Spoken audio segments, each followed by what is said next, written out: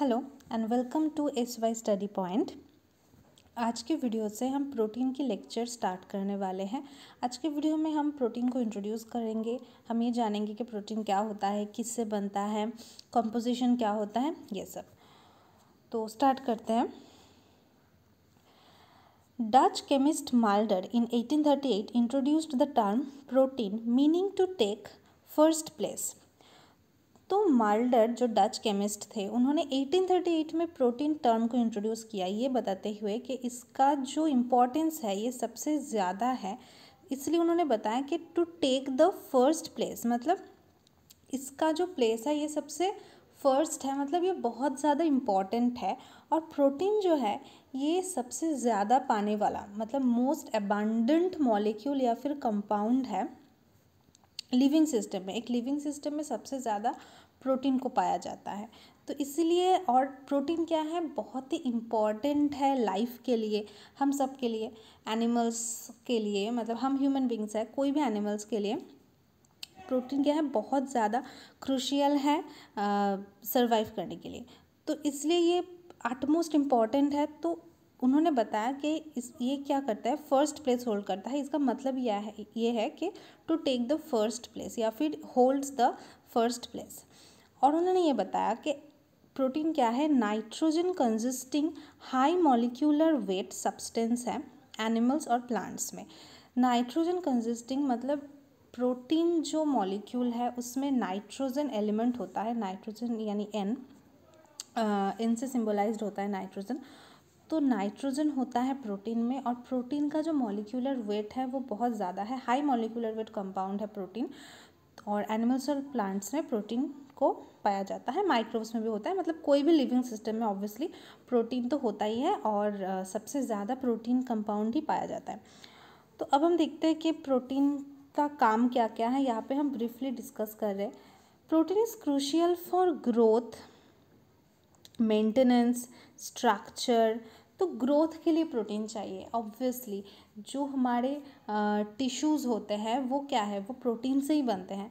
तो ग्रो करने के लिए, बॉडी को बढ़ने के लिए, हमारे शरीर को बढ़ने के लिए, जैसे मतलब कंसेप्शन के बाद से ही, जैसे जैसे एक लाइफ की शुरुआत होती है, जाइगोड होता है, फिर एम्ब्रायो, फिर फिटस होता है, फिर बेबी को जन्म लेने के बाद से जैसे जैसे मतलब बड़े होते जाते हैं, तो ग्रोथ के लिए क्या है, प्रोटीन ज़रूरी है। फिर है मेंटेनेंस। तो अब ग्रोथ के लिए तो ज़रूरी है, ग्रोथ तो एक टाइम के बाद क्या हो जाएगा, स्टॉप हो जाएगा। एक जो चाइल्ड होगा उसमें ग्रोथ स्टार्ट होगी, एडोलेसेंट में होगी, बट एडल्ट हो जाने के बाद ग्रोथ तो स्टॉप हो जाएगा, कोई बॉडी में ग्रोथ तो होगा नहीं। बट बॉडी को मेंटेन करके रखना ज़रूरी है, राइट।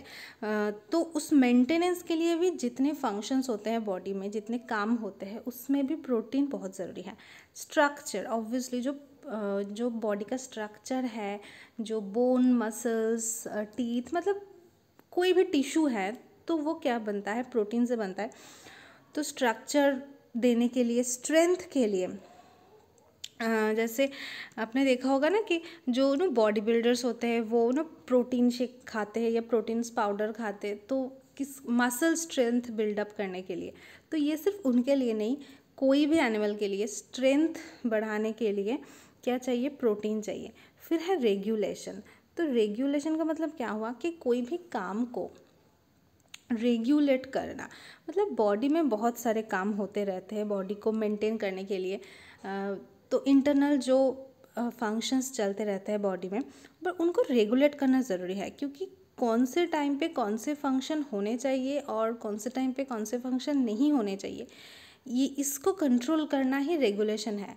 जैसे कि हम क्या करते हैं, जैसे फ़ैन होता है, फ़ैन को हम रेगुलेट करते हैं, फ़ैन का रेगुलेटर होता है। तो जब हमें ज़्यादा गर्मी लगती है तो हम फ़ैन की स्पीड को बढ़ा देते हैं, और जब हमें ज़्यादा गर्मी नहीं लगती या फिर ठंडी लगती है तो हम फ़ैन की स्पीड को घटा देते हैं। तो अब फ़ैन तो चल ही रही है ना, बट उसके स्पीड को हम क्या कर रहे हैं, कंट्रोल कर रहे हैं। मतलब जो काम हो रहा है वो तो हो रहा है, बट सिचुएशन वाइज कब उस काम को कैसे होना चाहिए वो हम क्या कर रहे हैं, रेगुलेट कर रहे हैं। तो प्रोटीन भी बॉडी में जो रेगुलेशन प्रोसेस होते हैं, मतलब कब कौन से फंक्शन होने चाहिए, तो वो क्या करता है, रेगुलेट करता है। क्योंकि जो रेगुलेशन है बॉडी को मेंटेन करके रखने के लिए, हेल्दी रखने के लिए, रेगुलेशन इज़ वेरी इंपॉर्टेंट। फिर आता है रिपेयर करना। अब जैसे क्या होता है, कहीं हमें चोट लग गई, कहीं पे वुंड हो गया, तो क्या वो हमेशा वैसे ही रहता है?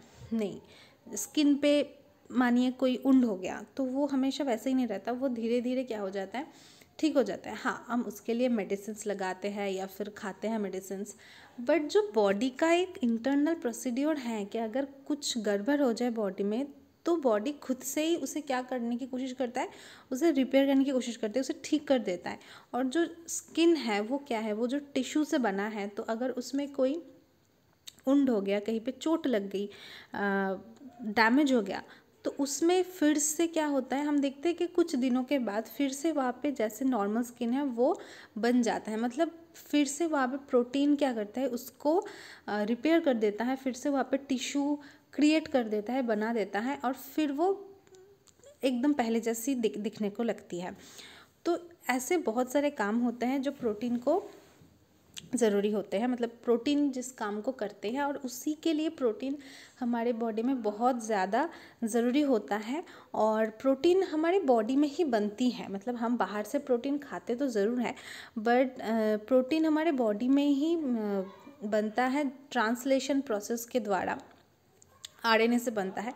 ये हम आगे जाके और डिस्कस करेंगे। तो अभी फ़िलहाल ये मतलब जान लीजिए कि प्रोटीन जो है हमारे बॉडी में सिंथेसाइज होता है, यानी कि बनता है, बट फिर भी हमें क्या करना होता है, बाहर से प्रोटीन हम खाते हैं। हम आपने सुना होगा कि हमें प्रोटीन की रिक्वायरमेंट रहती है, और जितनी रिक्वायरमेंट हमें होती है प्रोटीन की, उतना हमें खाना चाहिए, ना कम ना ज़्यादा। तो ठीक से प्रोटीन लेनी चाहिए। तो ये इसीलिए क्योंकि प्रोटीन में जो अमीनो एसिड्स होते हैं, जो हम आगे जाके पढ़ेंगे, तो कुछ अमीनो एसिड जो है ना वो बॉडी में नहीं होता, तो उन अमीनो एसिड्स को पाने के लिए हमें क्या करना पड़ता है, बाहर से भी प्रोटीन खानी पड़ती है। तो बॉडी में तो प्रोटीन सिंथेसाइज होता ही है, उसके साथ साथ हमें बाहर से भी फूड के द्वारा, खाने के द्वारा हमें प्रोटीन चाहिए होता है। तो अगले लाइन पे है कि excess is utilised as a source of energy. तो हमने क्या देखा कि प्रोटीन किस किस चीज़ के लिए चाहिए, growth, maintenance, strength, regulation, body को होम्योस्टेसिस मेंटेन करके रखना, सारे फंक्शंस को कंट्रोल करना, रिपेयर करना, इन सब चीज़ों के लिए तो चाहिए। बट जो एक्सेस हो जाता है जब, वो तब क्या होता है, तब एनर्जी के लिए यूज़ होता है। प्रोटीन 1 ग्राम प्रोटीन से 4 ग्राम, 1 ग्राम प्रोटीन से 4 कैलोरी क्या होता है, एनर्जी हमें मिलता है। बट बॉडी क्या करता है, प्रोटीन को एनर्जी के लिए प्राइमरीली यूज़ नहीं करता। बॉडी कार्बोहाइड्रेट को यूज़ करता है एनर्जी के लिए प्राइमरीली। प्रोटीन एनर्जी देता है बट प्रोटीन को यूज़ नहीं करता। क्यों यूज़ नहीं करता? क्योंकि प्रोटीन के जो और सारे फंक्शंस हैं जो हमने पढ़ा, ये ग्रोथ, मेंटेनेंस, ये प्रोटीन को ही करने हैं। ये प्रोटीन इसके लिए मैंडेटरी है। तो इसके लिए प्रोटीन को अगर एनर्जी के लिए यूज़ कर लेंगे तो ये सारे काम कौन करेगा, और ये सारे काम अगर नहीं होंगे तो हम सर्वाइव कैसे करेंगे? तो इसलिए प्रोटीन को स्पेयर किया जाता है इन सारे काम करने के लिए। तो प्राइमरीली प्रोटीन को एनर्जी के लिए यूज़ नहीं किया जाता। तो नेक्स्ट आता है कि प्रोटीन हमारे बॉडी में कितना रहता है। तो मसल में रहता है 50%, सबसे ज़्यादा मसल में रहता है अबाउट 50%। फिर बोन्स में रहता है अबाउट 20%, स्किन में रहता है अबाउट 10%, और जो बाकी जो 50-20-10 हो गया, फिर जो बाकी के रहता है वो जो रेस्ट बॉडी पार्ट्स है, ऑर्गन्स है, इसमें रहता है। प्रोटीन पूरे बॉडी में ही डिस्ट्रीब्यूटेड होता है, सबसे ज़्यादा रहता है मसल्स में। ओके, तो नेक्स्ट हम प्रोटीन के केमिकल कंपोजिशंस को देखते हैं। इसे हम एलिमेंटरी कंपोजिशन भी बोल सकते हो। एलिमेंटरी मतलब कौन से एलिमेंट से प्रोटीन बनता है। अब प्रोटीन क्या है? प्रोटीन है पॉलीमर ऑफ एमिनो एसिड। अब पॉलीमर क्या होता है? पॉलीमर ये है कि जैसे मान लो कि ये एक सर्कल है, फिर ये एक सर्कल है, फिर ये एक सर्कल है। ये जो इंडिविजुअल सर्कल्स है इनको हमने एक दूसरे से क्या किया, जोड़ दिया, तो ये जो टोटल चीज़ बना इसे हम कहते हैं पॉलीमर। ठीक है, तो मतलब ऐसे इंडिविजुअल कुछ चीज़ों को जब हम जोड़ देते हैं तो जो टोटल जो चीज़ बनता है उसको हम कहते हैं पॉलीमर, और ये जो इंडिविजुअल है इनको हम हर एक को कहते हैं मोनोमर, इनको हम कहते हैं मोनोमर। तो प्रोटीन क्या है, पॉलीमर है, मतलब प्रोटीन ऐसा एक टोटल सा कंपाउंड है। तो अब इसका मोनोमर होगा, मोनोमर है इसका एमिनो एसिड। मतलब मान लो कि ये जो 4 सर्कल्स है ना, ये 4 एमिनो एसिड्स है इंडिविजुअल, इनको हम आपस में जोड़ देते हैं, मतलब ये पहला एमिनो एसिड, दूसरा एमिनो एसिड, इसको आपस में जोड़ देते हैं तो जो टोटल सा कंपाउंड बनता है वो होता है प्रोटीन। तो प्रोटीन क्या है, पॉलीमर है किसका, एमिनो एसिड का। तो protein in general 5 major element से बनता है, 5 मेजर एलिमेंट।